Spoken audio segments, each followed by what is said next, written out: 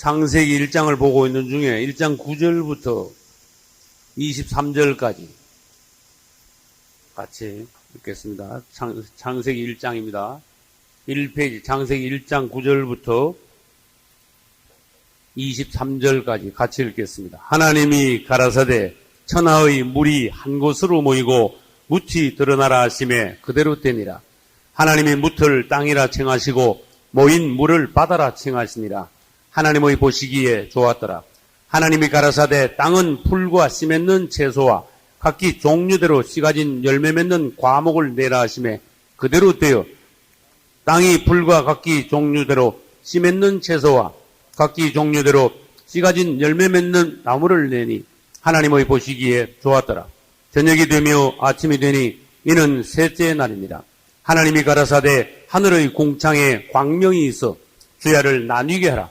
또 그 광명으로 하여 징조와 사시와 일자와 연한이 이루라. 또 그 광명이 하늘의 궁창에 있어 땅에 빛이라 하시고 그대로 되니라.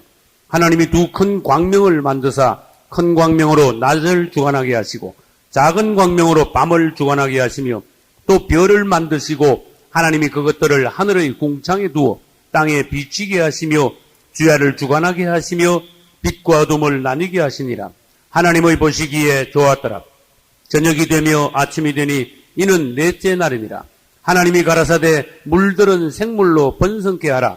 땅이 하늘의 궁창에는 새가 나르라 하시고 하나님이 큰 물고기와 물에서 번성하여 움직이는 모든 생물을 그 종류대로 날개 있는 모든 새를 그 종류대로 창조하시니 하나님의 보시기에 좋았더라. 하나님이 그들에게 복을 주어 가라사대 생육하고 번성하여 여러 바다물에 충만하라. 새들도 땅에 번성하라 하시니라. 저녁이 되며 아침이 되니 이는 다섯째 날이니라. 아멘. 우리는 아까 첫 시간에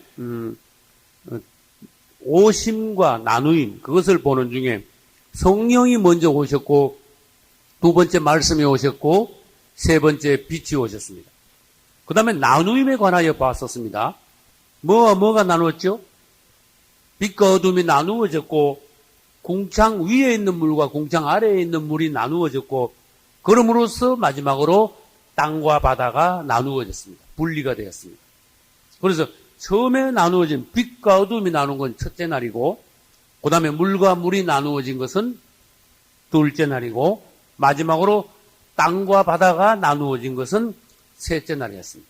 그래서 셋째 날에 대하여서 일부에서 이제 봤습니다.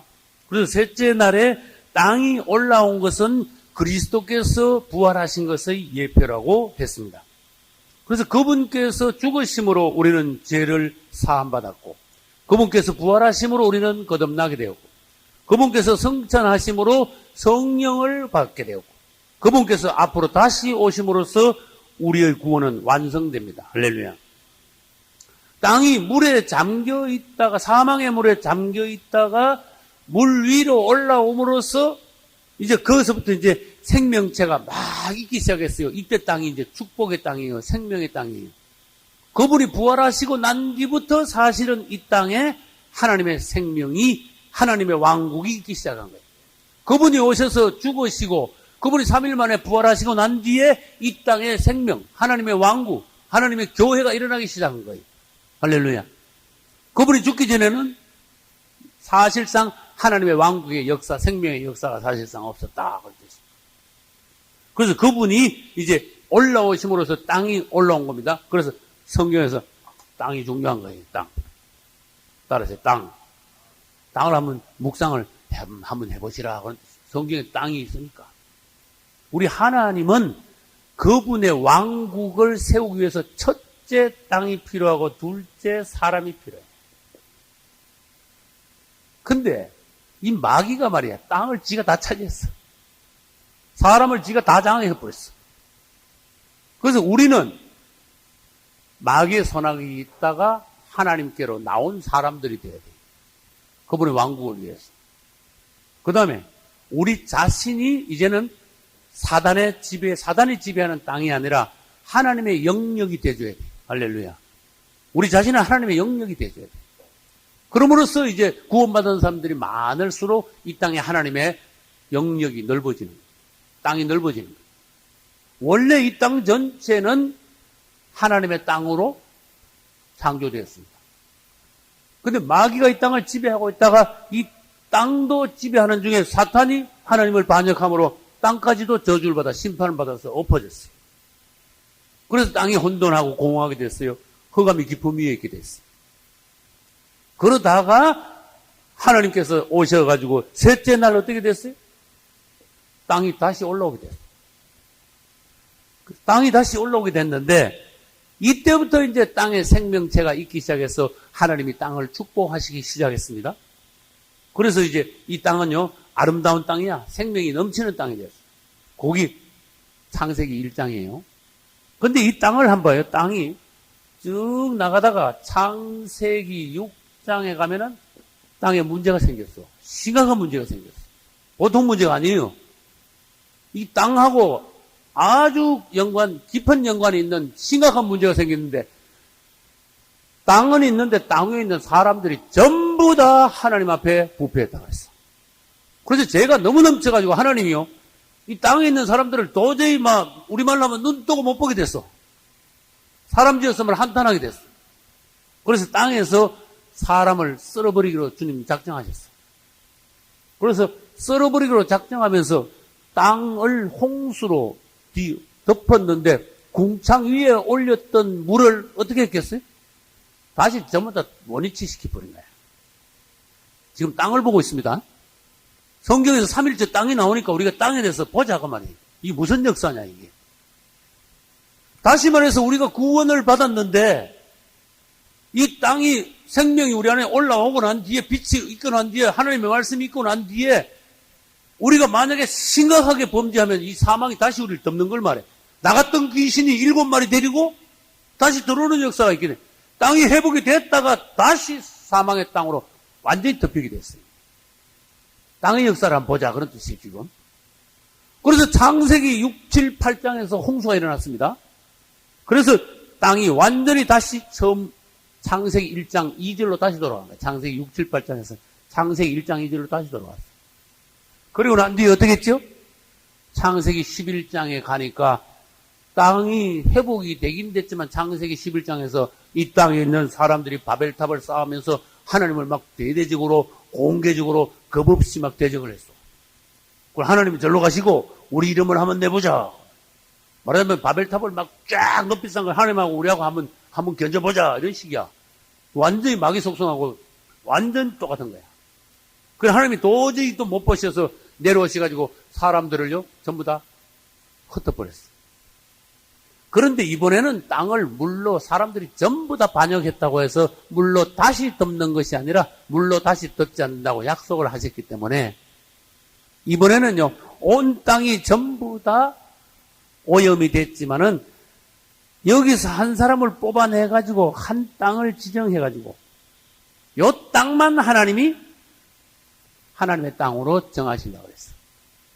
그리고 이 나머지 땅은 말하자면 물속에 다시 잠긴 거나 마찬가지예요. 그래서 아브라함을 불러내셨습니다. 가나안 땅을 지정하셨습니다.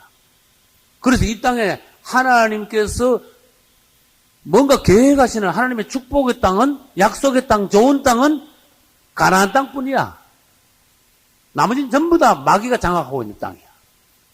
그래서 가나안 땅을 하나님께서 지정하셨어요. 그럼 가나안 땅을 지정하신 것이 창세기 12장에 나와요. 그래서 창세기 12장에서 쭉 이제 가나안 땅이 나오는데 출애굽기 거쳐가지고 신명기 거쳐가지고 그 다음에 여호수아에 가가지고 이 가나안 땅을요 회복을 시켜요. 여호수아가. 그러고 난 뒤에 실제로 이스라엘 12지파에게 땅을 분배해. 약속의 땅, 좋은 땅, 젖과 꿀이 흐르는 땅. 이 가나안은 그리스도 예표예요. 할렐루야. 땅이 하나님의 땅이 확실히 하나님의 백성이 장악하는, 하나님의 백성이 점령하는, 하나님께서 기뻐하시는, 하나님께서 역사하실 수 있는 이 성도 짓고 성전도 건축할 수 있는 그러한 하나님의 땅이 생겼어요. 여기서는 하나님이 먹혀, 여기서 백성들이 다 하나님을 공경해, 경배해. 1년에 3번씩 절기를 지켜. 이 땅이 하나님의 땅이 됐어요. 따라서 가나안. 가나안이 이 땅. 가나안이 유일한 땅이에요. 구약시대 때 가나안 땅은 신약시대 때 가나안 땅에 있는 백성들은 신약시대 때 교회 안에 있는 성도들을 예표해요. 오늘날 이 교회 안이 하나님의 땅이에요. 교회를 이루는 성도들이, 믿는 이들이 구약시대로 말하면 이스라엘 백성이야. 교회 안에서는 하나님이 먹혀. 근데 이스라엘도 나중에 또 타락했어. 맞죠? 교회도 또 타락했어. 이스라엘이 타락한 것이 교회도 초대교회 이후 하락하고 타락하기 시작했어. 교회의 상황을 바로 보셔야 돼요. 교회 가면 좋은 것만 보시면 안 되고, 그리고 교회는 부정적으로만 보면 안 돼요. 상황을 정확하게 보는 거예요.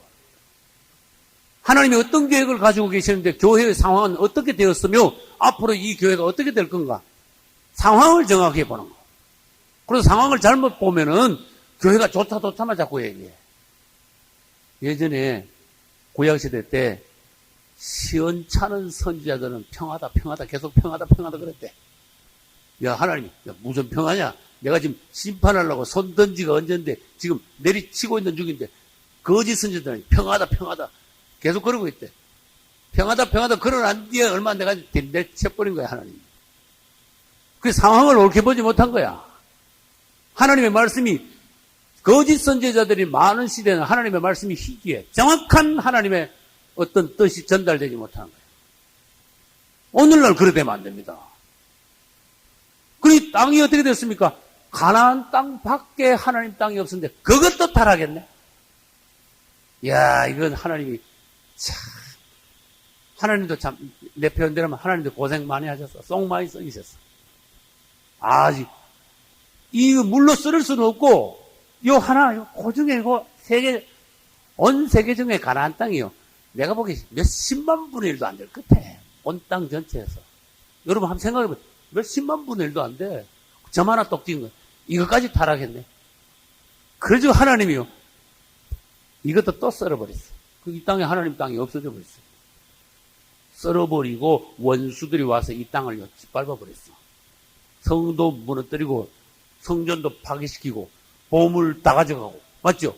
사람도 못 살게 하고, 사람 다 죽이든지 아니면 살아남은 조금은 포로로 다 잡아가고, 이스라엘 사람들 거주도 못하게 하고, 그래서 들짐승이 사는 곳이 됐죠. 가나안 땅이 그래 됐죠. 이건 저주야. 심판받은 거예요. 하나님 땅이 없어질 뿐이다. 땅이 얼마나 중요한가 알아야지. 오늘날 그 땅이 우리 자신이에요. 구약시대 때는 물질적이지만 신약시대에 와서는요, 이 뭐야? 영적인 생명 안에서 뭘 봐요? 구약시대 때 성전 그러면 눈에 보이는 건물의 성전은, 오늘날 성전은 예수 그리스도 자신과 믿는 이들 자신이야. 살아있는 생명체예요. 구약시대는 물질적이지만. 그래, 가나안 땅까지 타락해서 가나안 땅까지 날아가 버렸어. 그러고 난 뒤에 사람들은 어떻게 됐어요? 바벨론 포로로 잡혀가 70년 있었어요. 하나님의 땅은 이 땅에 없어졌어요. 그리고 난 뒤에 수백 년 있다가 이스라엘이 가나안에서 바벨론으로 포로로 갔다가 다시 되돌아오고 난 뒤에 성전을 다시 건축하고 또 이 선지자 저 선지자가 몇 명이 더 활동을 하다가 말라기 선지자가 마지막으로 구약 성경을 쓰고 300~400년 더 있다가 예수님이 오셨어요. 그리고 예수님이 오셨는데 그때부터는 이제 땅 개념이 아까 그랬죠. 물질적인 개념이 아니야. 그때부터는 이제 살아있는 성전, 하나님의 살아있는 하나님의 왕국, 땅 이렇게. 그래서 신약 시대에 와서 교회가 서게 된 것은 구약 시대 때 가나안 땅을 하나님께서 지정해가지고 하나님의 땅으로 만든 것과 같은 일입니다. 또 다시 설명합니다. 가나안 땅에 있는 이스라엘이 타락했듯이 오늘날 신약 시대 초대교회 이후 2000년 동안 교회는요 타락해왔어요. 이스라엘이 결국 뭐 됐는가 하면은 심판받아가지고 이스라엘이 포로로 잡혀갔죠. 교회가 타락하니까 결국 이 교회가 포로가 되는 거야. 어디? 이스라엘이 바벨론에 포로 잡혀갔죠? 오늘날 교회가 타락하면 교회도 바벨론에 잡혀가. 따라서 큰 성 바벨론. 이번엔 바벨론은 바벨론인데 그냥 바벨론 아니고 신약에 와서는 바벨론이 더 커졌어. 큰 성 바벨론. 큰 성 바벨론이 뭡니까? 로마는 바벨론이다. 따라서 로마는 바벨론이다. 바벨론하고 로마는 동격이. 그래서 그걸 설명하느라고 제가 종말론에서 그걸 설명한 거예요. 누가 꾼 꿈? 느부갓네살 왕이 꾼 꿈을 그래서 설명한 거예요. 느부갓네살 왕이 꿈을 꾼데 네 부분으로 됐어요. 머리, 그 다음에 어깨, 가슴, 그 다음에 배와 넓적다리, 그 다음에 그 밑에 나머지 부분. 이 위는 바벨론, 그 다음에 메데바사, 그 다음에 뭐 헬라, 그 다음에 로마. 이게 한 사람으로 되어 있죠. 한 사람의 형상, 우상이야. 그래서 머리가 바벨로니까 발가락 끝까지 다 사실은 바벨론이다. 이름만 바뀌었다. 그 바벨론에 의하여서 이스라엘이 잡혀간 것 같이 오늘날 이 로마가 맹 바벨론이다. 로마에 의해서 교회가 포로돼 갑니다. 그래서 오늘날 큰 성 바벨론이 로마 캐토릭이다. 이래 말하게 자꾸 듣기 싫대, 사람들이. 난 그걸 보고 지금 뭔가 성경을 연구하고 내가 깨달은 바를 신구약을 이렇게 비추어가지고 뭔가 깨달은 걸 이야기하는데 틀렸대, 아니래, 자꾸. 예. 느헤미야 스룹바벨. 예. 그렇지. 아멘. 그렇지. 아주 정확하게 잘 보였습니다. 그럼 대우로 돌아온 사람이 스룹바벨이 이끌고 돌아왔죠. 그 다음에 에스라가 이끌고 돌아왔죠. 느헤미야가 이끌고 돌아왔죠. 1차, 2차, 3차의 포로에서 돌아왔어요. 돌아온 모양이 1차, 2차, 3차 회복이 됐어요. 회복이라 합시다. 교회도 마르틴 루터가 회복시키고, 그 다음에 켈빈이 회복을 시키고, 즈빙글리가 회복을 시키고, 교회, 기독교 그 종교 개혁사를 읽어보면은 별같은 종들이 일어나기 시작했잖아. 그러면 이 기독교가 회복이 점점 회복되기 시작했잖아요. 그러면 회복이 초대교회처럼 다 됐냐? 그것도 아니다. 그 말이야. 그게 문제예요. 이스라엘이 돌아와가지고 성전을 지었는데 진짜 예전하고 똑같은 성전 지었냐? 아니다. 그렇게 말해요.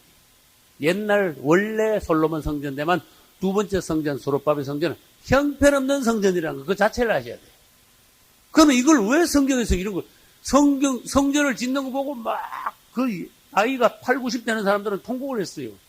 아이고 옛날 성전 때문에 이게 뭐냐 창피하다 이러면서 막 울었어.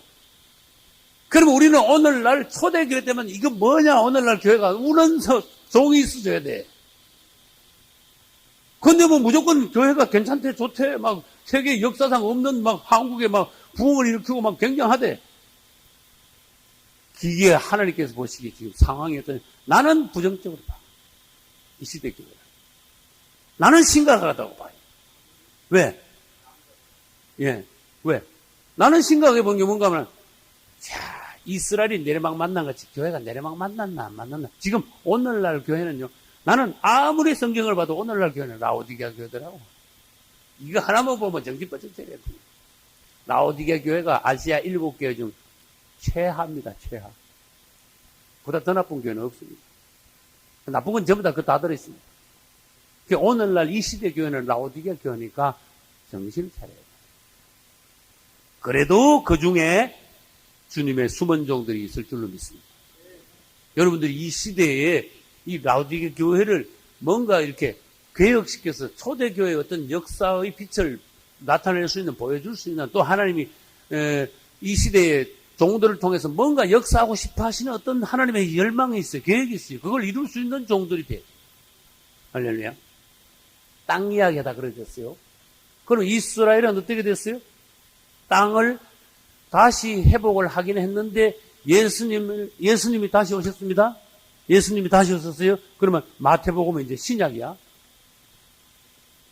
신약에 왔는데 이스라엘 사람들이 유대인들이 자기 나라 안에 살기는 사는데 어떻게 됐어? 잡혀 있는 거야. 이거 잘 봐야 돼. 희한하죠? 다른 나라가 아니고 다시 회복된 이스라엘이 로마의 지배받고 있었어요. 이거를 볼 수 있는 종들이 있어요. 예수님 당시에 로마가 이스라엘 지배하고 있었죠. 그리고 오늘날도 교회가 종교개혁 해가지고 회복하긴 회복했지만 오늘날도 이 교회를 로마 교회가 지배하고 있다는 걸 알아야 돼요. 로마 교회는 뭡니까? 로마 카톨릭이 로마 교회예요. 로마 카톨릭. 네. 그래 내가 로마 카톨릭 그러니까 듣기 싫은 사람이 많아. 그래서 내가 할 수 없이 로마 교회 그래. 그게 로마 교회 그러면 로마 카톨릭인 줄 아셔야 됩니다. 로마 교회야. 왜 로마 교회라 합니까? 또 그것도 설명까지 붙였어. 로마의 본부를 두고 있습니다. 로마에서 발생했습니다. 두 가지 원인. 그 다음에 앞으로 이 로마 교회에서 로마 제국의 황제가 될 적그리스도도 요거하고 같이 로마 제국과 로마 교회가 합작을 해가지고 마지막 때 주의 성도들을 가라지들을 끌고 갈 그러한 마지막 시대의 역사가 로마 교회가 로마 제국을 통해서 일어납니다. 그 로마가 중요한 거예요. 그래서 우리는 어디까지 봤는가 하면 예수님이 오시고 난 뒤에 로마가 지배하고 있는 땅인데 백성들이 예수님을 죽였어. 하나님의 백성들이 예수님을 죽였어. 그 오늘날 예수 믿는 사람들이 주님을 못 박는 경우가 있어. 불교인들은 가만히 있는데 그리스도인들이 예수님을 욕보이는 수가 있어. 그래서 그리스도인들이 교회를 먹칠하고 그리스도인들이 교회를 완전히 세상 앞에서요 완전히 다운시키는 거예요. 하나님의 영광을 가리는 경우. 그리고 이스라엘이 유대인들이 예수를 못 박았다는 이 사실을 여러분 역사적으로 보셔야 돼요. 예. 사도신경. 예. 그렇죠. 맞아요. 이분은 죄가 없다를 계속 봤어요. 예. 예. 사람들을 선동해가지고 막 죽여라고 막 선동을 했어요. 유대교 지주자들.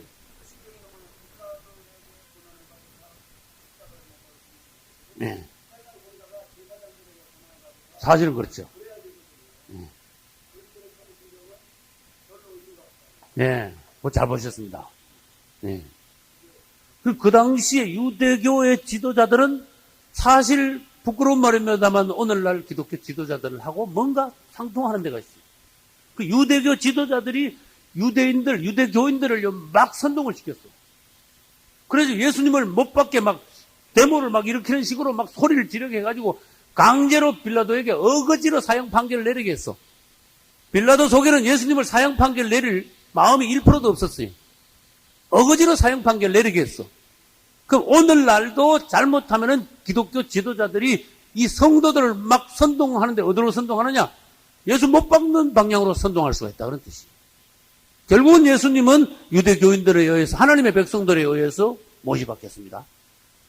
우리 주님은 누구에 의해서 욕보시느냐? 못 박히시느냐? 오늘날 가라지 교인들에 의해서 그분은 못 박히시는 거예요. 그리고 난 뒤에 예수님이 죽으시고 난 뒤에 29년도에 예수님이 죽으셨어요. AD 29년. 계산 한번 해봅시다. AD 29년. 그리고 난 뒤에 AD 70년에 예루살렘이 완전히 멸망당했어요. 몇 년 있다가? 41년 있다가죠. 41년 있다가 예루살렘이 완전히 멸망당했어요.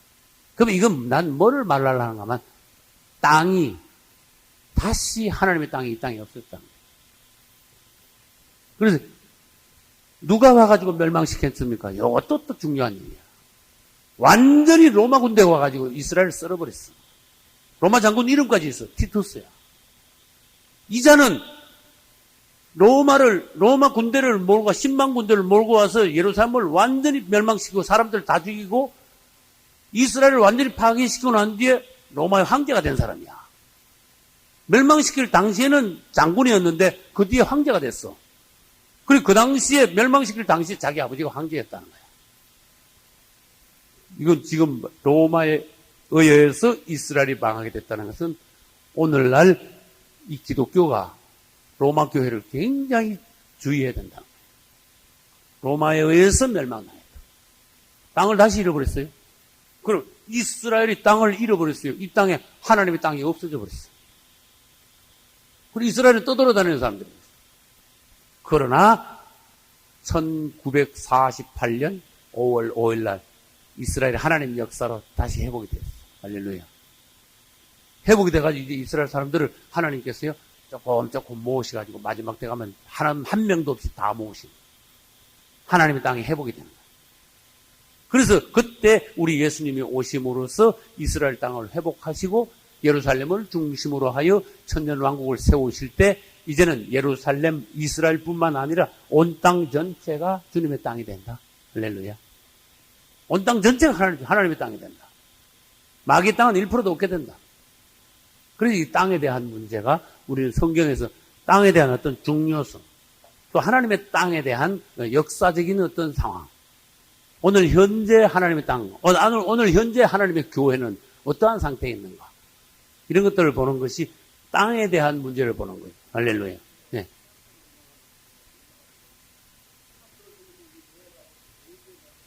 오, 개척이 됐다고. 네.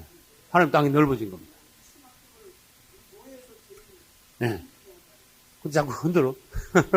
네. 네.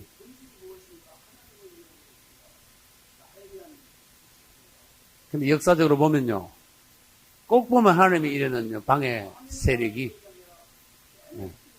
네.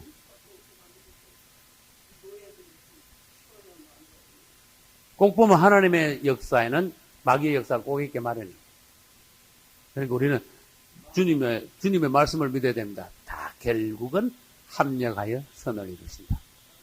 결국은 주님의 말씀을 믿어야 돼요. 그 다음에 넘어갑니다. 11절, 12절을 먼저 중심으로 봅니다. 11, 12절을 같이 한번 다시 읽어봅시다. 하나님이 가라사대 땅은 풀과 씨 맺는 채소와 각기 종류대로 씨 가진 열매 맺는 과목을 내라 하심에 그대로 되어 땅이 풀과 각기 종류대로 씨 맺는 채소와 각기 종류대로 씨 가진 열매 맺는 나무를 내니 하나님의 보시기에 좋았더라. 아멘. 여기다가 밑줄을 칠 것이 종류대로 어디 있습니까? 11절 중간. 또 12절 앞에 각기 뭐대로? 종류대로. 그 다음에 12절 중반에 또 뭐 있어요? 채소와 각기 뭐대로? 종류대로. 종류대로가 몇 번 나왔어요? 3번이나 연장 나왔어요. 이 종류대로 왜 이 말씀을 계속 하셨을까? 주님이 처음부터 만들 때 모든 생물을 종류대로 딱딱 분류시켜 만들었어요. 그래서 이 종류에서 저 종류로 못 넘어가게 하셨어. 그러니까 원숭이가 사람 될 수 있어요, 없어요? 원숭이는 원숭이 까고 사람은 사람 과 하나님 과야. 할렐루야. 따라서 사람은 하나님 과다. 하나님 과야. 고양이는 무슨 과야? 호랑이는 무슨 과야? 호랑이 고양이 과야. 같아, 그게. 과가 있다니까. 벌레는 벌레대로 과가 있고 식물은 식물대로 과가 있고. 그런데 사람은 하나님 과인데 원숭이가 어떻게 사람이 됩니까? 사람들이 그걸 또 믿어. 희한하게 그걸 믿어. 근데 우리가 이상한 게 말 배운 사람들도 마귀 사설에 잘 넘어갑니다. 조금만 생각하면 그 말도 안 돼. 이래야 될 텐데. 원숭이가 어떻게 사람 되냐? 개코드들 하지 마. 이래야 되는데. 따라서 진화론, 마귀론. 진화론은 마귀가 만들어낸 이론이에요. 마귀론이. 진화론은 마귀론. 그리고 우리는 뭘 믿습니까? 창조론을 믿습니다. 할렐루야. 하나님이 종류대로. 그래서 불 종류가 딱 있어. 그래서 뭐 하면 안 되는가 하면 이 나무하고 저 나무하고 저 부치가 이상한 거 만들어내면 그거 하나님의 어떤 권한을 건드림이 된다. 조심해라. 그리고 어떤 사람은 위에 막 도마도가 달리고 밑에 감자가 달리는 그런 거 막 만들어내려고 그러죠. 그 다음에 콩도 막 희한한 콩, 막 슈퍼콩 이런 막 만들어내죠. 유전자 변조된 콩 알아요? 그 뭐, 생산 만드니까 되게 좋은 거지. 그 담담 고추도 지금 애들 팔뚝만한 거 나오고 생겼어. 고추가 엄청나게 큰 고추가 있어. 그럼 좋은 거겠지. 이래가지고 변종을 시키면은, 개량을 시키는 거는 괜찮은데, 변종을 시키면 어떻게 되느냐? 하나님의 어떤 품종대로 만들어 놓은 하나님의 창조의 권한을 손을 대는 게 돼. 심지어 뭐, 복제한다. 송아지 복제하고, 개 복제하고, 양도 복제하고, 사람도 복제할 수 있다. 넌 죽는다. 넌 지옥 간다. 이렇게 돼야 돼. 네가 하나님의 어떤 권한을 손을 댈 수 있겠냐? 하나님이 그렇게 하도록 놔두시겠냐? 하나님이 계신다면은. 창조는 하나님의 권한인데 함부로 까불지 마라. 이렇게 뭔가 하나님하고 우리 사이에 선을 그어줘. 이 겁이 없으면요, 하나님의 어떤 권한이 어디까지인가 모르고 그거 막 들어가려고 그래요. 그거 침범하려고 그래요. 그래서 우리는 뭘 알아야 되는가? 하나님이 종류대로 착 질서 있게 만드셨다. 이 종에서 저 종으로 못 넘어가게 하셨다. 근데 이런 경우는 있어요. 은거를 금거로 비유하는 것보다도 다른 비유를 한번 써보면은 그게 이제 설명이 되는 경우가 있는데, 사람은 처음에는 구원받기 전에는 흙이었다. 흙이었다가 예수 믿고 구원받으면은 흙이 뭘로 바뀌느냐? 돌로 바뀐다. 또 점점 더 은혜 받으면 이 돌도 종류가 있습니다. 돌이 점점 은혜 받으면 보배로운 돌, 보석이 된다. 할렐루야. 그럼 결국 뭐가 됐어요? 흙이 보석이 된 거야. 이게 이 변화를 통해서 우리는 실제로 그렇게 되죠. 예수 믿기 전에 흙 같았다. 마귀 밥이었다. 그러나 오늘날 사단이 우리를 먹지 못한다. 오늘날 사단이 우리를 잡아먹지 못하게 돼 있어요. 왜? 나 물다가 지 이빨만 빠져. 왜? 난 돌이니까. 그 우리는 점점 보석으로 돼갑니다. 그래서 이 보석이 온전히 될 때 세르살렘 성에 들어갈 수 있습니다. 왜? 세르살렘은 돌로 된 게 아니라 보석으로 됐기 때문에. 이 법칙을 우리가 알면은, 지금 현재 우리는 돌입니다. 이전에는 겨자씨 비유가 있었죠. 겨자씨는 채소과입니다. 채소과인데 채소가 클 수는 있어. 그러나 채소가 아무리 커도 나무가 되면 안 돼. 왜? 채소는 채소에서 머물러 줘야 돼. 그러나 오늘날 교회는 채소 정도라 해야 되는데 나무과로 넘어가 버렸다. 하나님께서 보십니다. 그리고 채소는 적당히 컸을 때 먹을 수 있다. 우리 교회가 적당하게 커가지고 적당하게 하나님의 은혜 가운데 아주 그 아름다운 그 교회 모습을 갖출 때 하나님의 음식이 된다. 그러나 교회가 너무 자라면 하나님께서 써먹을 수 없다. 그게 새만 깃들인다. 마귀만 그 날아온다. 새는 이때 새는 나쁜 것이다. 우리는 과가 바뀌면 안 됩니다. 종류대로 창조하신 하나님. 할렐루야. 그래서 이제 생물이 처음에 나오기 시작했습니다. 셋째 날에 처음으로 이제 생물이 나오기 시작했습니다. 그 다음에 이제 14절로 18절 보면은 셋째 날은 지나갔고 14절로 18절 보면 하나님이 가라사대 하늘의 궁창에 광명이 있게 하셨다. 이제 넷째 날입니다. 넷째 날에 뭐가 있습니까? 광명이 나타났습니다. 이렇게 말해요. 광명. 어디에? 하늘에 광명이 나타났습니다. 질문합니다. 그러면 하늘에 광명이 나타나기 이전에는 땅이 어두웠습니까? 빛이 있었죠. 그러면 처음에 있는 빛은 뭐고 지금 넷째 날 나타나는 광명은 뭡니까? 이래 말을 해줘야 돼. 빛은 하나님으로 온 빛은 빛인데 처음에 있는 빛은 약한 빛이었다. 그러나 넷째 날 빛은 굉장히 강하고 분명한 빛이다. 이렇게 말을 해줘야 돼. 우리가 처음에 구원받았을 때 우리에게는요, 희미한 빛이 왔지만은 우리가 믿음이 올라가면 어느 날 우리 안에 강한 빛이 오게 된다. 분명한 빛이 있게 된다. 이걸 알아야 돼. 이게 빛도 종류가, 성경에 보면 빛의 종류가 세 가지가 있어요. 뭐 세 가지죠? 해, 달, 별. 그랬어요. 그럼 16절 봐요. 하나님이 두 큰 광명을 만드사. 창조하신 거예요. 두 큰 광명은 보나 마나 뭐다? 해와 달이다. 큰 광명으로 뭐를 주관해요? 낮을 주관해요. 큰 광명이 보나 마나 뭐다? 해는 낮을 주관하고 그 다음에 작은 광명은 뭐다? 달로 뭐를 주관해? 밤을 주관하게 하시고 그 다음에 밤에 또 뭐가 있어요? 별들도 있어요.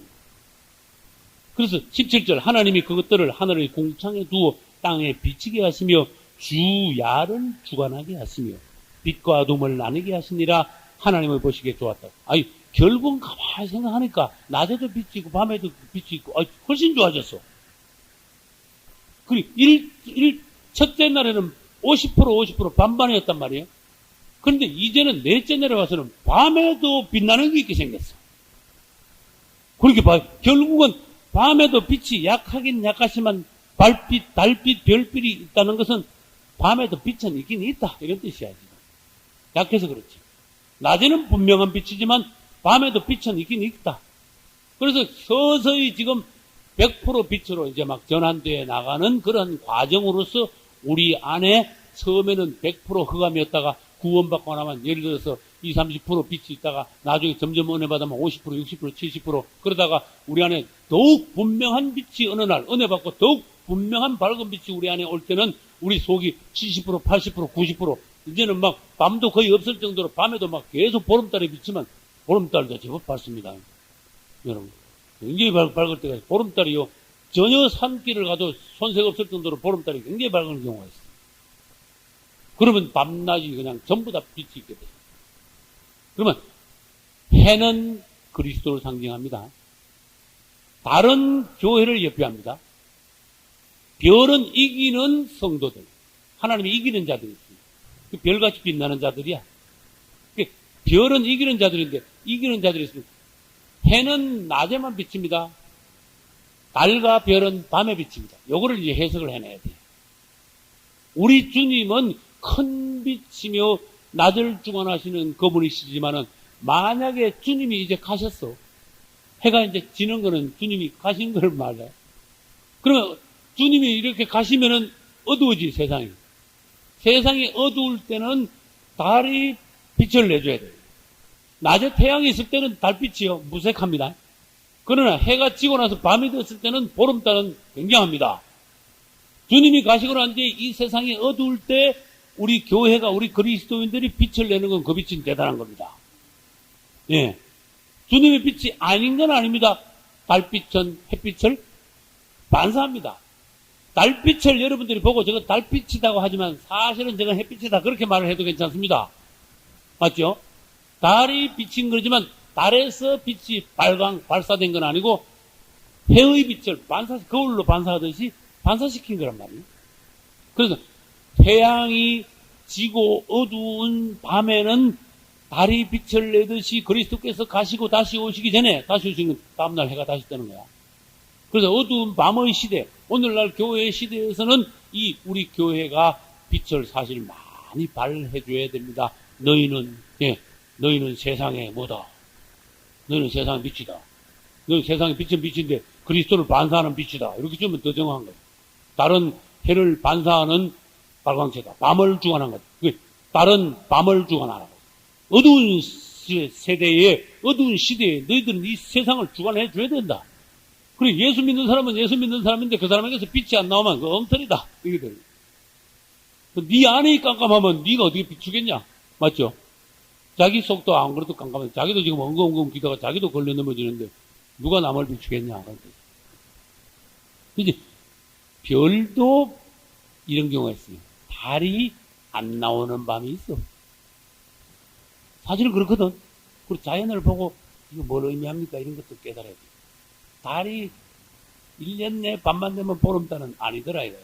아, 달도 작아지고 커지고 하다가 달도 아주 없는 날도 있다. 그럼 이건 뭐냐? 교회도 어느 날 빛을 잃을 날이 있다.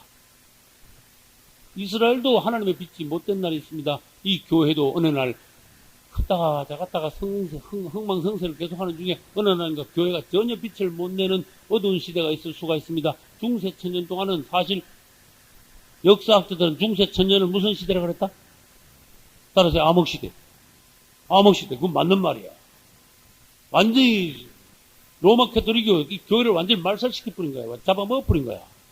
진리를 완전히 덮어버린 거야. 성경을 덮어버린 거야. 그리고 완전히 이 세상이 빛이 없게 된 거예요. 구원받는 사람이 너무나 적게 된 거야. 그러나 어떤 경우가 있는가? 달이 빛을 내지 않을 때 하나님께서 그것을 위하여 뭐를 두셨느냐? 주님을 찬양합시다. 별을 두셨어요. 할렐루야. 별빛도 제법이다 그 말이야. 별빛 보고 방향을 잡을 수 있다는 뜻이야. 별빛이 막 환하게 비칠 수는 없습니다만은 별빛이 그 시대에 또 그 밤에 길 가는 사람의 방향을 동서남북을 분명히 방향을 잡아줘. 그럼 뭡니까? 교회가 완전히 빛을 잃을 때는 교회가 전체적인 교회가 빛을 잃을 때는 개별적인 어떤 뛰어난 주의 종들이 일어나 가지고 그 시대의 방향을 제시해 준다. 이렇게 기도를 할 수 있어야 돼요. 주님, 저를 쓰실 수 있다면은 이 시대에 달빛같이 환하게 안 되더라도 그래도 별빛 정도는 되게 해주소서. 그래서 밤과 낮에 결과적으로 빛이 다 나타나게 되었어요. 할렐루야. 그러면은 해, 달, 별이 세 군데가 한꺼번에 다 나오는 성경 이야기가 어디 있을까? 어디 들은 것 같아. 성경 읽다 보면요, 해와 달과 별, 여기 같이 나와. 해와 달과 별. 같이 나오는 성경 구절이 있어요. 그것도 읽은 것 같은데. 예? 근데 그게 이야기로 돼 있어요. 또 힌트를 줄까? 성경 기자는 겁니다. 누가 꿈을 꾸었어. 요셉이 꿈을 꾸었어. 요셉이 꿈을 꿨는데 해와 달과 별 몇 개가? 12개 아니야. 예? 11별이어야 돼요. 목사님 말했어. 왜 11별이에요? 요셉 자기 빼야지. 그죠? 해와 달과 11별이 나에게 절하더이다. 이랬어요. 그때 이제 해석을 합시다. 이걸로 해석을 할 수 있어요. 그때 해는 뭡니까? 아버지야, 야곱이야. 그때 달은 뭡니까? 어머니 라헬이야. 네? 그 다음에 그때 별은 누굽니까? 르우벤부터 시작해가지고 베냐민까지 자기 외에 나머지 11 형제야. 거기 전부 다 자기한테 절을 하셨다. 이 총리가 되고 난 뒤에 형제들이 와서 쫙 엎드렸죠. 자기 부모도 자기 어떤 다스리는, 총리 다스리는 그 나라 밑에 왔죠. 그렇게 실제로 야곱이 요셉한테 엎드렸겠습니까마는 그 다스리는 통치하에 들어온 거야. 요셉이 총리니까 그 나라 와서 살게 됐죠. 그래, 이때 해가 아버지고 달이 어머니입니다. 여기 힌트를 얻어줘야 돼. 해가 아버지고 달이 어머니면 해하고 달은 무슨 관계다? 부부 관계다. 이걸 알아줘야 돼. 그러면 그리스도가 신랑이면 뭐가 신부가 돼야 돼요? 성도, 교회가 신부가 되어야 되죠. 그럼 우리 주님의 태양으로 비유되면은 교회는 뭘로 비유돼야 돼요? 달로 비유돼줘야 된다는 거야. 그리고 그 밑에, 교회 밑에 어머니, 아버지가 놓은 11 형제들이죠. 그래, 교회를 통하여서 큰 종들이 나와줬는데 그 시대를 밝히는, 그 시대마다 이기는 출중한, 특별한 종들이 일어났을 때 그 종들을 그 시대 별들이라 해요. 별은 전번에 설명을 했습니다. 별은 예수 그리스도도 상징합니다. 별은 성도를 상징하고 교회를 상징합니다. 그 다음에 별은 나쁘게 사용될 때는 마귀도 별이라 그럽니다. 하늘별 3분의 1, 용이 하늘별 3분의 1 끌어다 땅에다 내덩댕이 쳤다 그랬어. 그 하늘별 3분의 1이 뭔가 하면 루시엘이 반영회가 내려올 때 루시엘 수하했던 하늘천사 3분의 1이거든. 이 땅으로 내려가지고 땅에 내동댕이 쳤잖아. 그리고 귀신이 되가 땅에 지금 거주하면서 사단의 왕국의 이 쫄개들이야. 그 다음에 넘어갑니다. 달은, 다시 합시다. 달은 스스로 빛을 내지 못합니다. 우리는 그리스도를 완전히 반사시켜줘야 됩니다. 여러분에게서 그분을 반사하는 어떤 것이 있느냐 하는 것이 여러분이 진짜 그리스도인이냐 아니냐. 여러분에게서 그리스도가 반사가 되고 있습니까? 그런 뜻이야. 여러분에게서 그리스도 요소가 어떻게 뭔가 빛나고 있습니까? 이런 뜻이에요. 그래서 여러분들은 그리스도의 어떤 성분이 여러분들에게서 발산되는, 예? 그리스도의 향기도 날리지만 그리스도의 빛도 날리고 그리스도의 어떤 생명도 공급하고 전달하고. 그래서 모세가 40일 동안 하나님 만나고 난 뒤에 내려왔을 때 모세 얼굴이 어땠다? 빛났죠? 이건 모세 얼굴이 그 당시에 달빛이었다. 그런 뜻이에요. 태양빛을 반사한 거야. 그래서 사람이 은혜를 받으면 받을수록 사람 얼굴은 거룩하게 하나님의 거룩한 빛으로 빛나게 돼 있어요. 그래서 어떤 사람이 식은 시장에 갔다가 식은 텔레비 보고 식은 놀다가 그 얼굴하고 기도 3시간 하고 난 얼굴하고 한번 비교해봐. 대분 달라, 사람의 얼굴이. 그래서 우리는 주님 앞에 자꾸 오래 머물러야 돼. 할렐루야.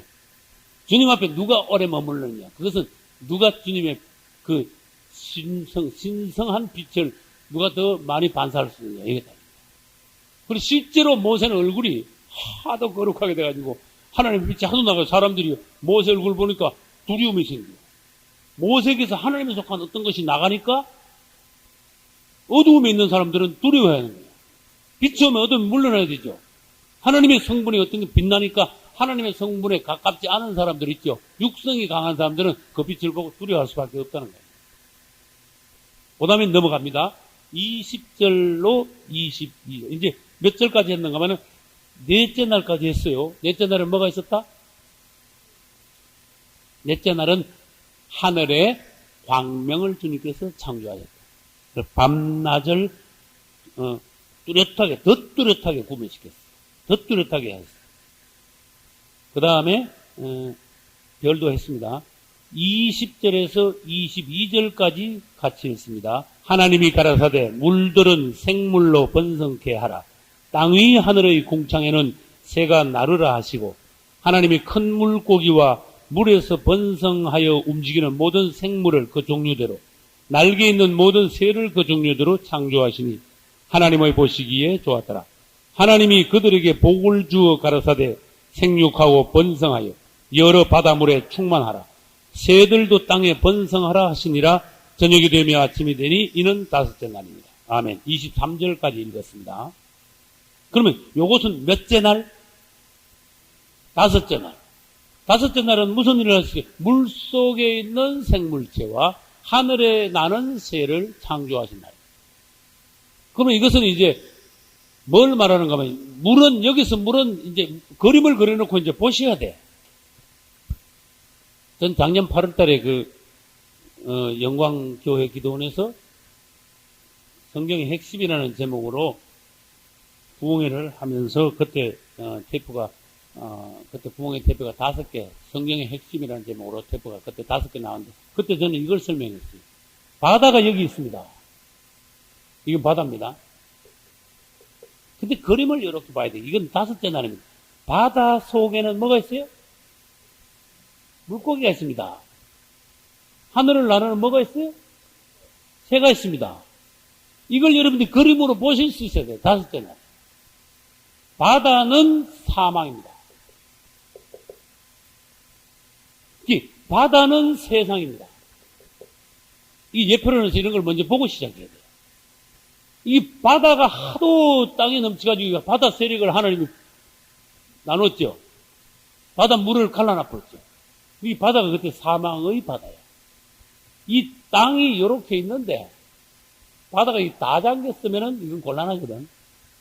그런데 이제 땅은 일단 보지 말고 뭘 보는가 하면은 바다 속에 있는 물고기와 바다 위에 있는 새를 보셔야 돼요. 땅은 지금 보지 마시고. 그리고 다섯째 날은 하나님께서 바다 속에 있는 물고기를 창조하시면서 제법 생명체가 이제 고등생물로 발달하는, 고등동물로 발달하는 단계에 들어가기 시작했어요. 그럼 이전에는 무슨 날인가 하면 넷째 날은 생명체를 창조하시진 않았습니다. 셋째 날에 식물이 있기 시작했습니다. 넷째 날에는 광명이 있고 다섯째 날에는 동물을 창조하기 시작했습니다. 그 식물과 동물은 얼마나 차이가 많은지 여러분 아셔야 돼요. 식물은 그 자리에 서 있어요. 식물은 말하는 감각이 없어요. 식물은 혼이 없다 그 말이에요. 무슨 말인지 잘 알겠죠? 식물은 혼이 없어. 감각이 없어. 이건 무슨 말인가 하면 구원받고 제일 처음에는 감각이 별로 없다 그런 거예요. 무슨 감각? 분별력, 안목 이런 것이 별로 없다는 거예요. 그 구원은 받았어. 다시 말해서 아기가 처음 태어나면 아기는 사람은 사람이야. 분명히 사람이야. 근데 감각이 없어. 분별력이 없어. 안 돌봐주면 이건 그냥 죽어버려. 그러지. 초신자는 갓 태어난 아기와 같다. 감각이 없다. 분별력이 없다. 그러나 이 다섯째 날에 가면요. 제법이야. 물고기가 감각이 왜 없어? 말이 안 되죠. 물고기가 지능이 왜 없어? 말이 안 되죠. 지능이 제법이다. 물고기가 굉장히 똑똑한 물고기도 많아요. 그 다음 중요한 건 뭔가 하면은 바다 속에 살지만은 짜지 않다. 여기 이제 하나님께서 이렇게 보여주신 제일 중요해요. 물고기를요, 가져와가 여러분들이 물고기를 요리해가 먹을 때 그 물고기가 간이 됐다고 생각하면은요, 안 돼. 그건 오해한 거야. 이거 바다에서 나왔으니까 짭짤할 거다 그런 생각하면 그건 오해한 거야. 물고기를 잘못 봤어. 물고기를 바다에서 10년 살았던 물고기도 가져오면요, 고기를 뜯어 먹으면 굉장히 싱거워. 이게 좋은 겁니다. 할렐루야. 이 바다 속에 살면서도 바다 짠물에 절여지지 않았다. 우리 따라서 나는 물고기다. 에이, 그런 말이 됐습니까? 사람이 어떻게 물고기입니까? 사람은 물고기에 비유했습니다. 베드로 보고 너는 어떻게 해라? 사람 낚는 어부가 되라. 사람을 물고기에 비유했습니다. 그래서 나도 어느 날 낚아야 올라. 네? 나도 어느 날 뛰어가 올라왔다가 말이야. 우리가 물고기를 사람에 비유했습니다. 그래? 세상에 사는 물고기야.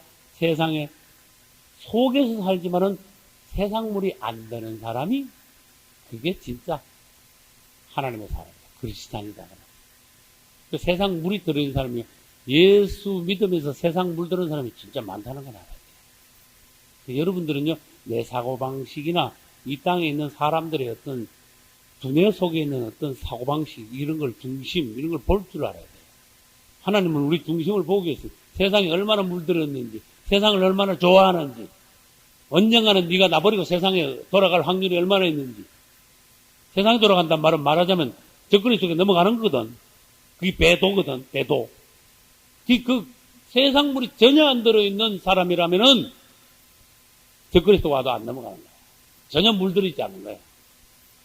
그래서 바다에 살면서도 짠물이 들지 않는 것은 세상 속에 살면서도 세상을 이긴 성도다. 할렐루야. 세상에 물들지 않는, 세상의 어떤 사상이나 사고방식이나 가치관이 나를 지배하지 못한 것이다. 세상에 어떤 짠물이 나한테 스며들지 못한 거다. 할렐루야. 아, 멋있잖아. 세상에 물들지 않은 거 멋있잖아. 몸은 세상에 살고 있는 거야. 한국댁에 사는 게 아니죠. 하늘에 올라가 사는 게 아니잖아. 세상에 섞여서 바닷속에 있는 물고기에 살면서도 물들지 않는 여러분들이 있다면 여러분은 이기는 성도가 돼요. 이기는 성도. 대부분의 성도도요, 짠물 많이 들었다. 세상물 많이 들었다. 세상 사고방식하고 비슷하다.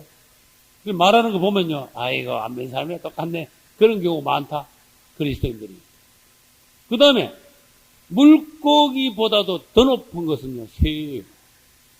그래서 여러분들이 따질 때, 성경에서 배웠기 때문에, 물고기보다 더 고등동물은 새입니다. 이렇게 말하면 확실한 거야.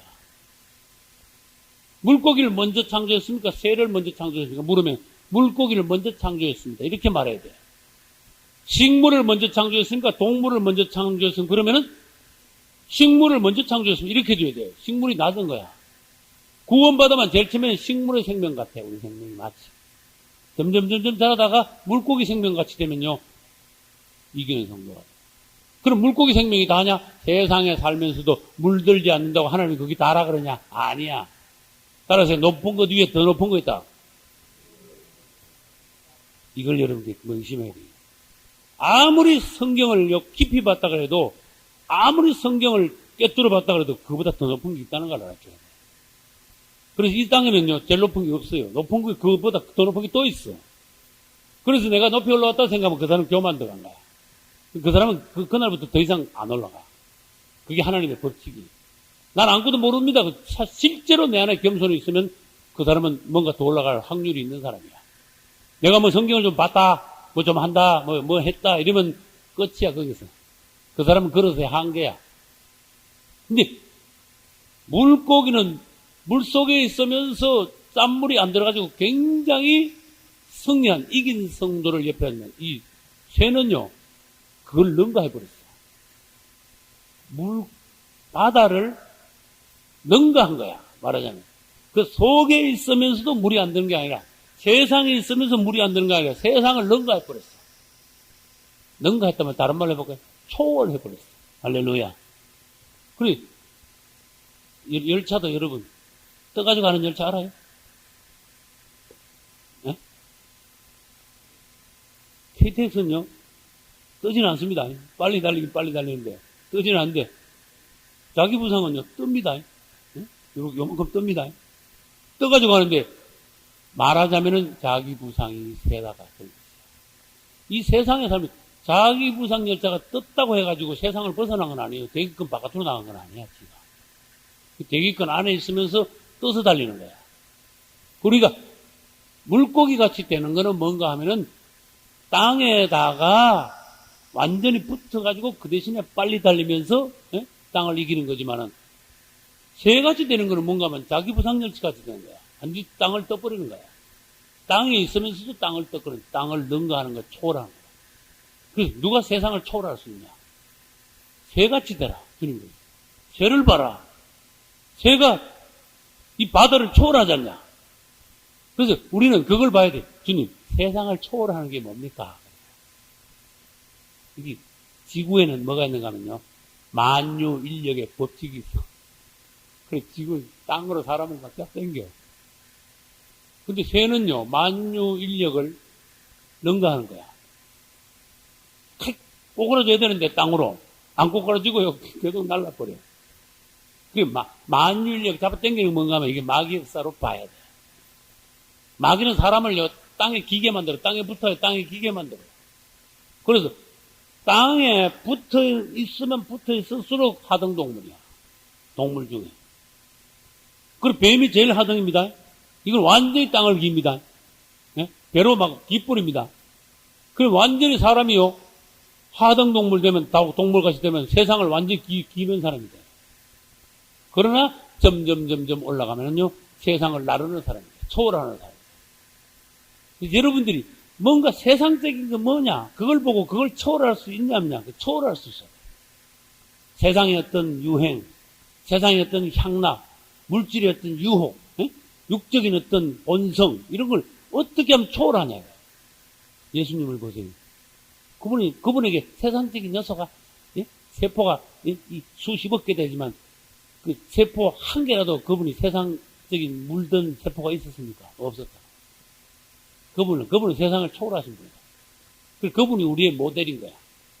오늘 우리는 얼마든지 세상을 세상에 살면서 세상을 초월할 수, 능가할 수 있다고 했어요. 세상에 살면서 물고기같이 물들지 않을 수도 있지만은 세상에 살면서 세상을 초월할 수도 있다. 그런 자들이 완전히 하나님께 쓰임받을 수 있는 사람이에요. 이기고 또 이긴 자들이야. 할렐루야.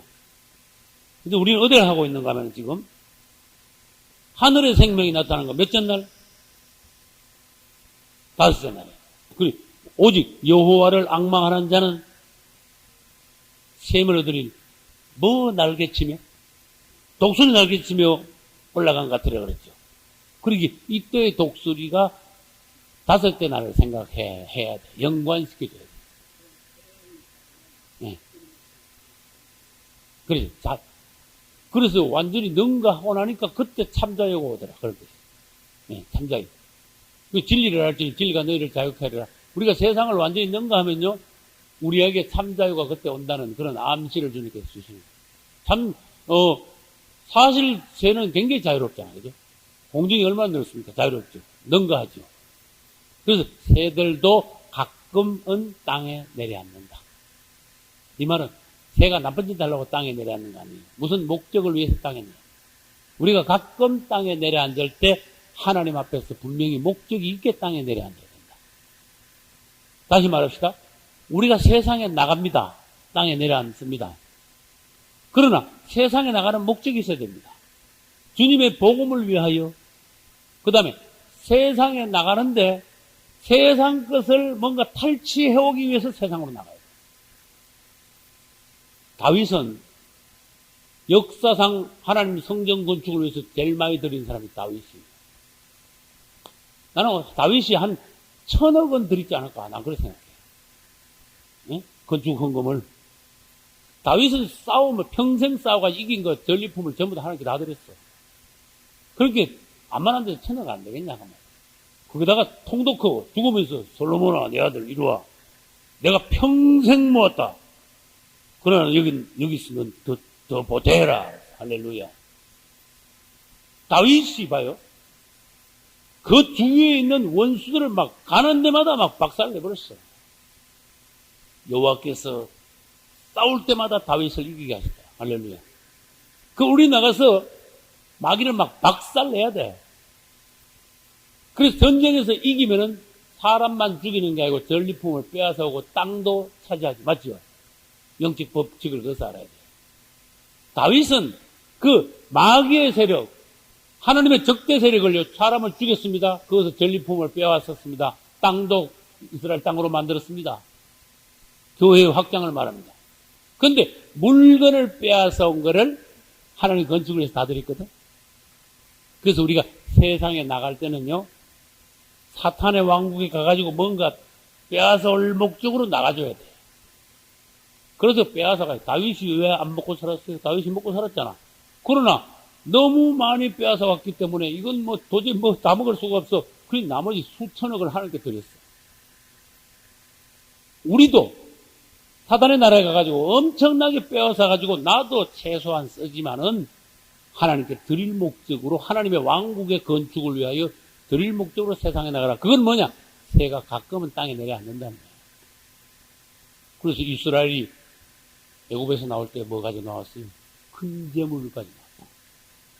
이스라엘이 애굽에서 나올 때 재물을 어마어마하게 많이 가지고 나왔다는 걸 알아요.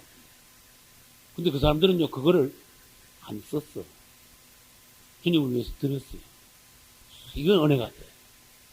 그 순전히 애굽에서 가지고 나온 거를 하나님을 위해서 드렸다. 성막 건축을 위해서 드렸다. 우리가 세상에 내려앉더라도 나도 먹고 살지만은 하나님을 위해서 드리기 위한 재물을 사단의 왕국에 가서 탈취해 와가지고 하나님의 왕국 건설을 위하여 드리기 위한 목적으로 내가 세상에 나가라고 말이야. 오늘날 얼마나 이런 사람들이, 이런 개념, 관념이 있는 사람들이 오늘날 이 시대에 얼마나 뛰어난 사람이냐. 그걸 보라고 말이야. 주님 나를 축복하소서, 축복하소서, 부자되게 하소서, 막 그냥 세상 사람들하고 똑같은 개념으로 나 잘 먹고 잘 살고 부자 되는 개념으로 하늘께 복 받는 개념 가지고 신앙생활 하는 사람들도 얼마나 많은 거, 그거 현실적으로 보셔야 돼요. 그리고 어떤 사람은 부자 되긴 부자 되는데, 시큰 부자 만들어 놓으면요, 그거 완전히 지건 줄 안다. 꽉 쥐고. 좀 내놔라 그러면 안 내놓는다. 조금 내놓으면서 생생은 또 얼마나 부린지 알아요? 그래, 지금 문제 많아. 내가 너 백지 줬다. 너 그럴 줄 몰랐는데 너 돈 줬더니 네가 네 건 줄 아냐. 하나님 앞에서 내놓을 줄 알아. 내려놓을 줄 알아. 그래서 마태복음 13장 44절이 그랬어요. 난 라디오 설교에서 그랬어요. 천국을 본 사람만이 내놓을 수 있습니다. 천국을 못 봤으니까 보화를 발견한 사람만 기쁨이 있습니다. 천국을 발견하지 않은 사람은요, 예수 믿어도 하나도 안 기뻐. 이거 억지로 신앙생활 하는 것 같아? 응? 코끼 가지고 뭐 교회 오는 것 같아. 천국을 그런 식으로 들어가, 천국 문 앞에서 뭐라 그랬어요, 천사가? 당신이 뭐 죽으러 왔어. 그러면 할 말 없잖아. 당신 천국에 죽으러 오는 거야, 지금. 도살장에 오는 기야.